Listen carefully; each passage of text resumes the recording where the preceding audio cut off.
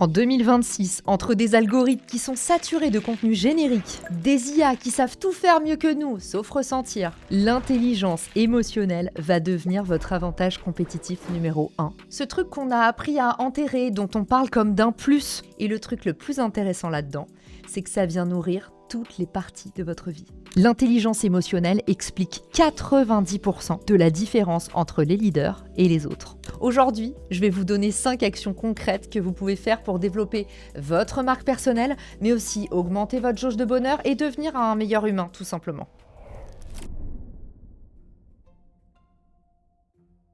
La phrase qui vous a le plus marqué de façon unanime dans mon livre, c'est celle où je dis « Vos plus gros défauts, les choses que vous voulez cacher, c'est bientôt ce que tout le monde viendra chercher ». Et c'est vrai que j'en ai la preuve par l'exemple. C'est que moi, j'ai toujours été terrorisée par la prise de parole en public. Et pour ceux qui me connaissent, je vous en ai déjà beaucoup parlé. Parce que j'ai eu l'expérience d'avoir des gens qui venaient me voir à la fin des conférences en me disant « Mais ça se voit que pour toi, c'est facile ». Et je me suis dit à ce moment-là, j'ai réussi. J'ai réussi à traverser ma plus grosse phobie pour que tout le monde pense que quand je suis en train de batailler sous le stress, l'émotion et souvent les objections que j'ai moi vis-à-vis de moi, à ce moment-là, vous vous dites « c'est facile pour elle ». Mais en fait, votre principal défaut, il dit forcément un truc hyper intéressant sur vous. Alors réfléchissez à ce dont vous avez le plus honte, ce que vous essayez le plus d'enfouir. Et posez-vous la question, qu'est-ce que ça veut dire ? Alors c'est très inconfortable, mais du coup je vais faire l'exercice avec vous pour vous montrer ce que ça veut dire sur la glossophobie par exemple. La peur de prendre la parole en public. Quand on se renseigne sur la glossophobie, on se rend compte que c'est un signal. C'est le signal qu'on accorde une importance démesurée à ce qu'on dit. Qu'on veut que chaque mot compte. Et c'est exactement ça en fait qui fait un bon communicant. Donc je vous recommande tous d'aller prendre contact pour de vrai avec vos défauts, avec vos faiblesses, avec les choses dont vous avez honte. Parce que c'est en apprenant à comprendre vos peurs que vous allez avoir la solution. Parce que vous verrez que vos peurs portent toujours un petit cadeau à l'intérieur. Et pour ma part, me rendre compte que communiquer bien et juste et de façon impactante, c'était aussi important pour moi, ça m'a fait réaliser à quel point c'était un cadeau d'être comme ça, de porter cette intensité, cette envie de bien faire. Et puis bizarrement, quand on commence à parler comme ça de ses défauts, on les vit mieux. Alors, je vais vous donner un premier exercice. Identifiez l'émotion qui vous freine le plus dans votre communication. Est-ce que c'est la peur du jugement, la peur de ne pas être légitime, la peur du rejet ?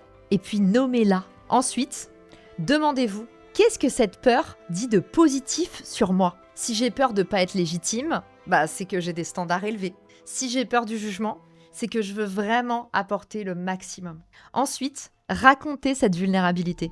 Mais pas dans un post façon André Rieu qui fait pleurer dans les chaumières. Plutôt dans un contenu structuré où vous montrez le chemin. C'est exactement ce que font les marques personnelles puissantes.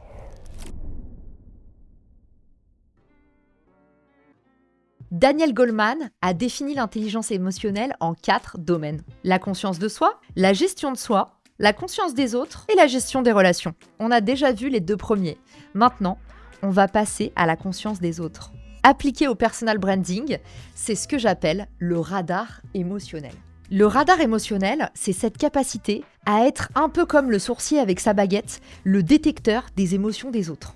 Au final, même les algorithmes, c'est leur job de détecter ça. Qu'est-ce qui fait vraiment vibrer et réagir les gens ? C'est juste des énormes thermomètres à émotions. Et vous avez le pouvoir de détecter ça pour faire des posts qui visent juste. Je vais vous montrer comment j'active mon radar émotionnel au quotidien pour avoir une écoute active, même sur les réseaux sociaux. La première chose, c'est que je scanne mes commentaires en détail. Il y a plein de créateurs qui vous diront « Oh, mais c'est la barbe les commentaires, je les lis jamais ». C'est une énorme erreur. Tous les bons entrepreneurs doivent rester proches du bruit de leur industrie. Même si ça brouille les signaux, même si ça prend un temps fou. Dedans, il y a toute l'empreinte émotionnelle de votre marché. Regardez ce qui revient.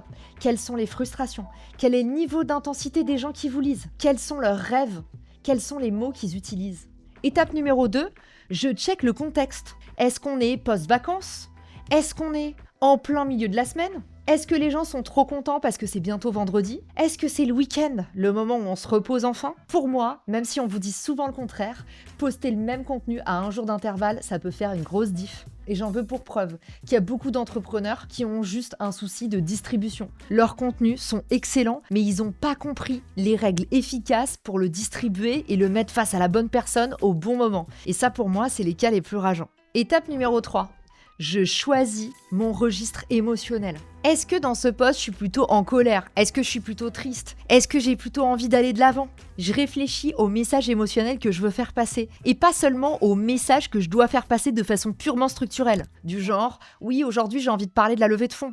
Non, dans ce post par exemple, j'ai envie de parler de la levée de fonds, mais pour vous dire que c'est une expérience traumatique, que j'ai détesté ça, que je le ferai plus jamais. Et en fait, quand j'écris ce post, je me connecte à l'émotion. Et ça fait tout de suite un post qui sort de tous les contenus bidons que vous pourrez lire sur le sujet. C'est ce genre de post qui va faire que vous entrez en connexion avec d'autres gens qui se reconnaissent dans ce que vous dites parce qu'ils se disent « Ah putain, j'ai senti la même chose, moi aussi ». Vous savez, je vous ai fait tout un épisode sur le sujet.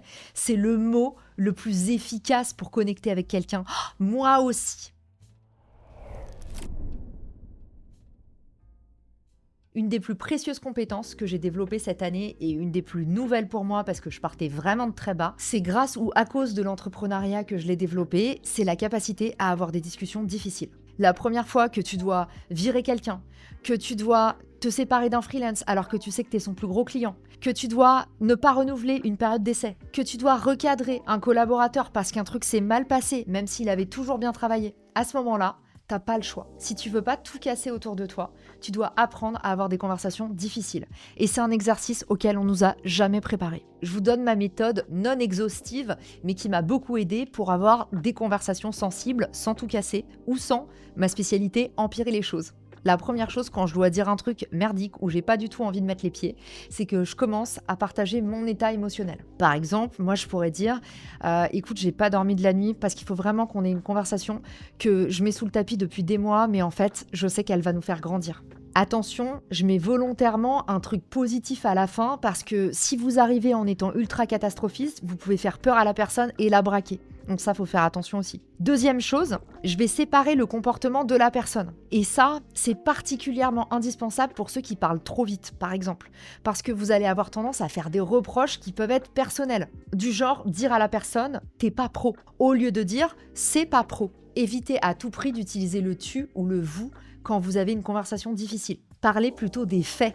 Et jugez les faits si vous devez les juger. Troisième chose, je vais demander l'avis de la personne et je vais lui demander sa version des faits parce que souvent, la réponse est là. C'est ce moment qui va décanter toute la conversation et qui va recréer un dialogue au lieu de déclencher un conflit. Juste le fait de dire à la personne « qu'est-ce qui s'est passé pour toi ?» de lui dire « j'ai pas compris ». Il y a un truc qui a dû nous échapper. Au lieu de lui dire « j'arrive avec ma vérité », ça va tout changer. Maintenant, sachez que si vous êtes une marque personnelle, vous n'aurez pas seulement à donner du feedback, vous allez aussi devoir le recevoir et parfois ça va être sous la forme de critiques acerbes sur les réseaux sociaux par des gens qui sont anonymes et qui sont là que pour vous blesser. À ce moment-là, vous êtes dans l'obligation de réagir intelligemment et de ne pas empirer la situation. Je vous ai préparé tout un épisode sur comment répondre aux commentaires négatifs. C'est une masterclass de tout ce que vous devez appliquer en fonction des situations précisément. Sauvegardez absolument cet épisode. Et pendant ce temps-là, laissez-moi vous présenter le sponsor de cette émission qui est là justement pour vous aider quand vous êtes dans la sauce. Hiscox, c'est l'assureur des indépendants, des consultants, et ils vont vous sortir de la misère dans laquelle vous vous êtes probablement mis en faisant tomber quelque chose chez un client, toutes les petites erreurs du quotidien qui peuvent mettre votre boîte par terre, surtout si vous êtes indépendant. Rendez-vous sur le site de Hiscox pour faire une simulation gratuite de combien ça vous coûterait d'assurer votre activité et sur quel risque. Il y a énormément d'entrepreneurs qui ont ce qu'on appelle un blocage avec la vente. Et ça, souvent, ça peut se résoudre juste avec de l'intelligence émotionnelle. C'est encore une fois un reconditionnement à opérer à l'intérieur de vous qui va changer toutes vos relations avec les autres. La méthode la plus redoutable et la plus sous-cotée pour vendre, elle est à la portée de tous, et particulièrement des timides. C'est le silence. C'est le fait d'écouter avant de parler. C'est le fait de comprendre avant de proposer. Vous voyez ici à quel point un silence peut être pesant. Mais quand vous savez l'habiter, le silence est un super pouvoir. C'est un signe de maturité, c'est un signe de conscience et c'est un signe de confiance aussi. Ça va dimensionner complètement votre discours de vente. Quand un prospect vient me voir et me dit « je veux être plus visible sur LinkedIn », ma première réaction, et c'est toujours celle qui le fait réagir, c'est de lui poser des questions avec curiosité. Mais c'est une curiosité qui est sincère. Je suis pas en train de me dire « bah tiens, quel produit je vais lui vendre ?» Je suis en train de me dire qu'en fait, plus j'apprends à comprendre les gens qui ont besoin de moi, meilleur je serai dans l'exercice de les servir. Et cette personne, je vais lui demander: pourquoi tu veux de la visibilité sur LinkedIn? C'est quoi l'enjeu pour toi? Qui te l'a demandé? Qu'est-ce qui te fait peur? Plus je vais poser des questions, plus la personne elle va se livrer, plus je vais viser juste avec mes conseils où elle me dira: ah, mais comment tu sais? Parce que derrière, je vais avoir détecté qu'en fait cette personne elle a surtout un problème de statut. Et mieux que tout, le moment où cette personne elle vient vous voir pour vous acheter un truc et potentiellement vous lui dites: écoute, tu sais quoi? Moi je pense que c'est plutôt ça ta solution. Commence par ça, ou va voir un tel. Cette personne, elle va peut-être pas vous acheter cette fois-là, mais elle aura confiance en vous. Et la confiance, c'est un atout valable à vie. Alors développez votre empathie pour votre prospect et commencez par écouter. Vous verrez, les gens vont vous adorer avant même que vous ayez commencé à travailler. Si vous êtes en train de construire votre marque personnelle, vous avez déjà affronté les 4 principaux chocs émotionnels qu'on connaît tous. Le premier, c'est faire un flop en public. C'est un peu comme quand vous sortez avec la varicelle ou couvert de boutons, que vous vous dites: j'espère que je vais croiser personne, et que vous croisez la personne que vous n'aviez pas du tout envie de croiser. Le deuxième choc, c'est le troll. C'est sûr, il y a quelqu'un qui va venir vous chercher des noises dans un moment où vous êtes déjà couvert de vulnérabilité. L'échec business, c'est pas mal non plus. Le client hyper important qui claque la porte. Le partenaire qui change d'avis au pire moment. Un projet qui s'effondre en public. Un événement raté. Vous avez 1001 raisons de vous planter en permanence. Mais quand c'est en public, ça fait encore plus mal. Et enfin, la comparaison toxique. Celle-là, on l'adore, voir les autres exploser sur des idées que vous avez eues avec des contenus potentiellement volés. Ça, c'est l'ennemi invisible du personal branding. C'est ce moment où on se dit: oui, je vais faire de la veille et de l'audit, et juste vous vous rendez malade en regardant tout ce que vous n'avez pas fait au lieu de voir ce que vous avez fait. Alors voici le protocole que je vous recommande pour développer votre résilience émotionnelle. La première chose, c'est d'abord de la reconnaissance. Je vais toujours nommer l'émotion que je ressens. Plus vous êtes précis pour nommer, décrire vos émotions et leurs conséquences, plus vous êtes proche de la réalité au lieu de dramatiser. Les drama queens ici, on vous voit. La deuxième chose, c'est le découplage. Il faut séparer le résultat de sa valeur. C'est pas parce que vous avez raté un truc que vous êtes nul. Ça ne marche pas. D'ailleurs, les gens qui réussissent le plus sont ceux qui ont le plus échoué. Maintenant, vous le savez, c'est certain. Alors souvenez-vous toujours de ça. Le résultat, c'est pas un échec, c'est une data. Et vous avez forcément appris quelque chose. Et la troisième chose, justement, c'est le recyclage. Qu'est-ce que je peux apprendre de ça et comment je peux le recycler en contenu? Comment je peux faire un truc mieux avec ça? Et là, je veux pas juste dire en tirer une leçon. Je veux dire en créer un contenu, une offre, mais créer une transformation derrière. C'est le secret de ceux qui rebondissent versus ceux qui restent le nez dans leur... vous voyez ce que je veux dire? C'est ceux qui se disent: ah mais en fait je suis pas fait pour ça, ah non mais j'ai raté, ça marchera jamais. Les autres, c'est ceux qui se disent: ok, j'ai testé ça, ça n'a pas marché. Comment je vais pouvoir le recycler?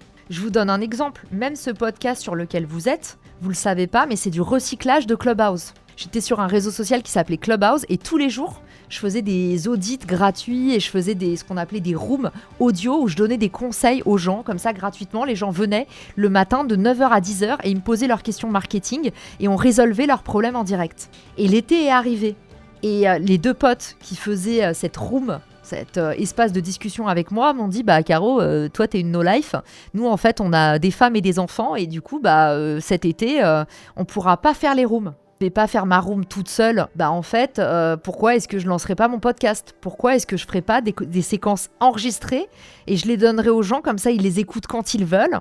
Et c'est là que la boucle est bouclée pour votre marque personnelle. C'est qu'en fait, ce qui va rendre votre parcours trépidant à suivre pour les autres, c'est que vous documentiez toutes les galères que vous avez et qu'on comprenne le processus, qu'on suive, comme dans un conte de Perrault, le parcours du héros. Et j'adore cette doctrine en taoïsme qui dit: la vie c'est une succession de points et souvent on comprend pas où ils sont placés, jusqu'à la fin de sa vie où on se rend compte qu'en fait ça crée une broderie, ça crée un motif, ça crée un dessin. On comprend pas toujours le sens de ce qu'on vit, mais on peut lui donner le sens qu'on veut et vivre enfin l'histoire qu'on a envie de vivre sans la subir. You can't connect the dots looking forward. You can only connect them looking backwards. So you have to trust that the dots will somehow connect in your future. J'espère que cet épisode vous a inspiré, vous a donné un tas d'idées. J'espère aussi que ça vous a montré que personne n'est parfait. Mais j'en garde toujours un peu sous le talon parce que tous les mardis, on se retrouve ici et je vous partage ma découverte du moment. Ne partez pas sans vous être abonné et sans m'avoir laissé un mot d'amour en commentaire. Ciao! Si cet épisode te plaît, tu peux le partager en me taguant ou lui laisser 5 étoiles sur Apple Podcasts. Marketing Square.